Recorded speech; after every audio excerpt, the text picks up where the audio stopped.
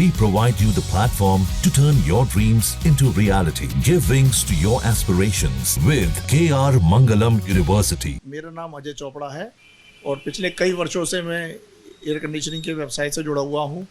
इसमें मेरा सेल्स का और रिपेयरिंग का भी दोनों का ही काम होता है।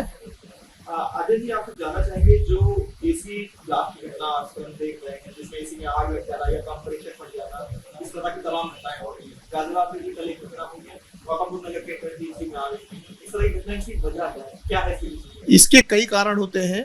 एक तो सबसे पहले ये कस्टमर की गलती रहती है कि प्रॉपरली टाइमली उसको सर्विस नहीं कराते हैं।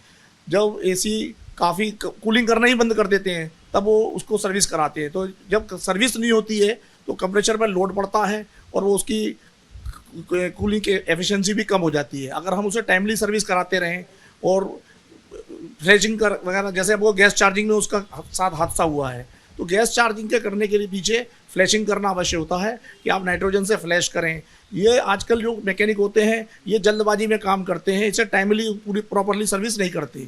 अगर हम गैस चार्ज करने से पहले कंप्रेसर को फ्लैशिंग करें, नाइट्रोजन से फ्लैश करें, अच्छी तरीके से सर्विस करने के बाद अगर गैस चार्ज करते हैं तो कंप्रेसर कम लोड लेते हैं, हीट कम होती है और उसे इस तरह के हादसे होने के चांसेस बहुत कम हो जाते हैं। अगर हम पॉइंटर जानना चाहें कि पॉइंट वाइज कौन-कौन से पॉइंट रहेंगे जिसकी वजह से ये हादसा? पॉइंट सबसे पहले तो मेन सर्विस प्रॉपरली टाइमली होनी चाहिए। हम लोग कूलिंग, जब तक एसी कूलिंग कर रहा तब तक उसको सर्विस कराते ही नहीं है। जब बिल्कुल कूलिंग करना बंद हो जाता है तब हमारा ध्यान जाता है कि हमें इसकी एसी की सर्विस करानी है।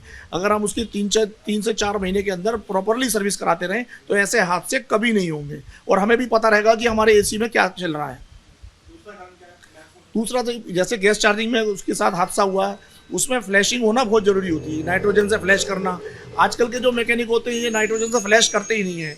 ये तो केवल अपना टाइमली गए, इनके पास समय कम होता है, इनके पास कस्टमर ज़्यादा होते हैं तो जल्दबाजी का काम होता है। ये जल्दबाजी की तरह से इस तरह से हादसे होते हैं। तीसरा एक और जो आप बता रहे थे कि नए-नए जिनको एक्सपीरियंस है भी नहीं, जो इस लाइन से नहीं जुड़े हुए हैं वो भी अब कई मैकेनिक ऐसे होते हैं जिनको कि नाइट्रोजन फ्लैश करना आता ही नहीं है या वो उन्होंने कभी नाइट्रोजन से फ्लैश किया ही नहीं क्योंकि उनके साथ कभी ऐसे हादसे हुए ही नहीं। तो वो तो केवल अपना काम करा, गैस चार्ज करी और अपना काम। उसमें कितनी गैस डालनी है ये एक अच्छे मैकेनिक के ऊपर डिपेंड करता है।